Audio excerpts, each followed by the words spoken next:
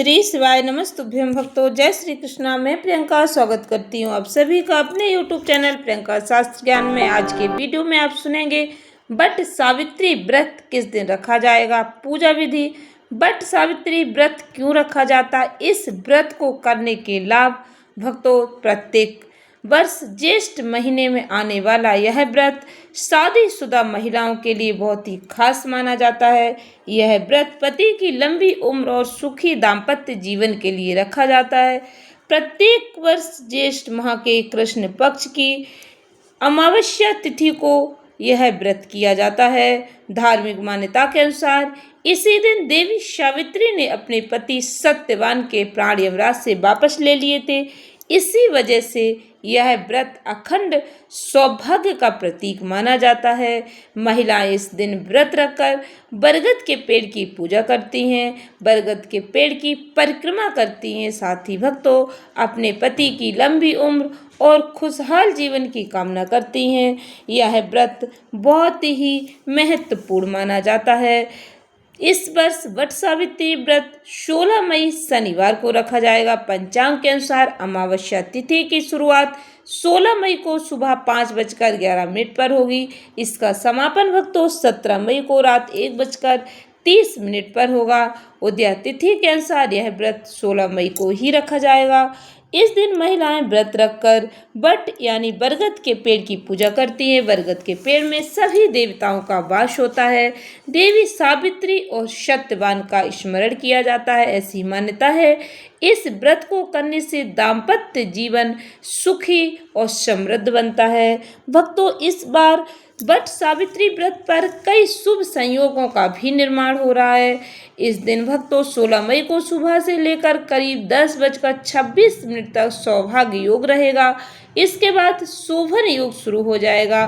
दोनों ही योग शुभ माने जाते, इसलिए इस दिन पूजा का महत्व और भी अधिक बढ़ जाएगा। सुबह से शाम 5:30 तक भरणी नक्षत्र रहेगा। इसके बाद कृतिका नक्षत्र शुरू हो जाएगा। इस दिन ब्रह्म मुहूर्त सुबह 4:07 से 4:48 तक रहेगा।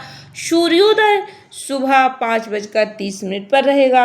शुभ समय सुबह 7:12 से 8:54 तक रहेगा। इसके अलावा अभिजीत मुहूर्त दोपहर 11:50 से 12:45 तक रहेगा। दोपहर में चर मुहूर्त 12:18 से 2 बजे तक रहेगा। इसमें पूजा करना शुभ माना जाता है। वट सावित्री व्रत की पूजा विधि। भक्तों, इस दिन जल्दी जगने का प्रयास करें, नित्य कर्मों से निवृत्त होकर स्नान करें, स्वच्छ वस्त्र धारण करें। इसके बाद मन में व्रत का संकल्प लें। अपने पति की लंबी उम्र और अच्छे जीवन के लिए आप यह व्रत रख रही हैं, ऐसा मन में विचार करें।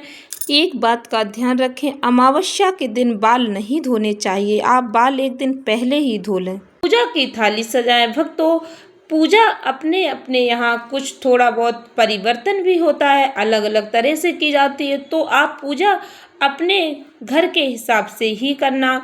इस दिन बरगोला अवश्य बनाए जाते हैं। मीठा आटा लगाकर छोटे छोटे रसगुल्ले जैसे गोल गोल बनाकर उसकी पूजा जरूर की जाती है। भक्तों, रोली, चावल, फूल, पानी, एक लोटा जल कलश भर कर रख लें। धागा, कच्चा सूत जरूर रखें, क्योंकि कच्चे सूत से बर देवता की परिक्रमा लगाई जाती है। फल, मिठाई जो भी आपके पास है उसको रख लें। इसके बाद बरगद के पेड़ यदि आपके आसपास है तो आप वहाँ पूजा करते तो यह बहुत ही श्रेष्ठ माना जाता है। यदि आप बरगद के पेड़ के पास पहुँचकर पूजा नहीं कर पाती किसी कारण, तो आप बरगद के पेड़ की टहनी को घर में मंगाकर भी उसकी आप पूजा कर सकते हैं। पेड़ के पास पहुंचकर सबसे पहले थोड़ा सा जल चढ़ाएं, रोली, चावल चढ़ाएं, फूल चढ़ाएं। आप जो भी बरगोला बनाकर लाए, जो भी पूजा सामग्री लाए हैं, उसको वर देवता को अवश्य समर्पित करें। सत्यवान सावित्री का भी इस दिन स्मरण जरूर करना चाहिए। इस दिन भक्तों किसी किसी के यहाँ चने और जो बर की उसमें बर की बॉडी रहती है उसको थोड़ा थोड़ा छोटा छोटा करके और चनों को पानी के साथ बिना चबाए एक साथ गटकना पड़ता है। इसके अलावा भक्तों, इस दिन धागे का जनेऊ भी बनाया जाता है। एक बार देवता को पहनाया जाता है, दूसरा महिलाएं अपने गले में पहनती हैं।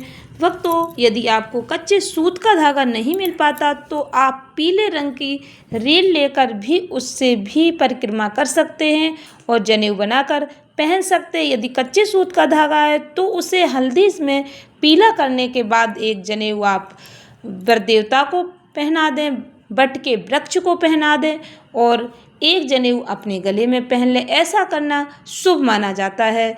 अपने यहाँ की परंपराएं होती हैं तो आप अपने अनुसार ही पूजा करें और वर देवता से अपने पति की लंबी आयु, अच्छे स्वास्थ्य की कामना करें, भगवान की आरती करें, क्योंकि बरगद के पेड़ में सभी देवताओं का वास होता है। व्रत कथा अवश्य श्रवण करें। व्रत कथा का वीडियो मैं चैनल पर अपलोड कर दूंगी। यदि आप पढ़ पाते तो आप किताब से पढ़ें, नहीं पढ़ पाते तो मोबाइल में चलाकर जरूर सुने। यदि आप शादी के बाद पहली बार वट सावित्री व्रत रख रहे हैं तो यह बहुत ही खास और सौभाग्यशाली है, क्योंकि यह व्रत अखंड सुहाग, पति की लंबी उम्र, वैवाहिक जीवन में सुख समृद्धि के लिए किया जाता है।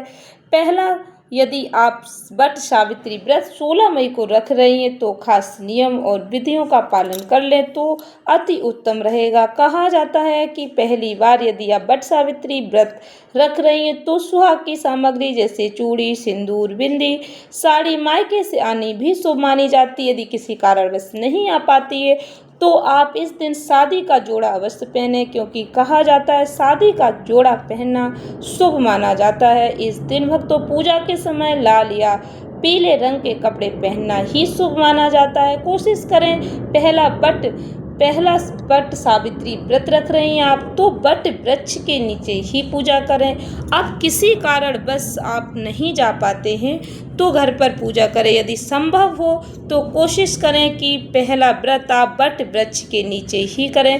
वट सावित्री व्रत में भक्तों कुछ बातों का ध्यान भी रखें। इस दिन झूठ नहीं बोलना चाहिए, गुस्सा नहीं करना चाहिए, मन को शांत रखें। व्रत के दिन काले, नीले, सफ़ेद रंग के कपड़े नहीं पहनने चाहिए। इस दिन भक्तों बांस के पंखे से वट वृक्ष को हवा करना भी शुभ माना जाता है। जरूरतमंदों को आप इस दिन फल अनाज का दान करते हैं तो यह भी शुभ माना जाता है।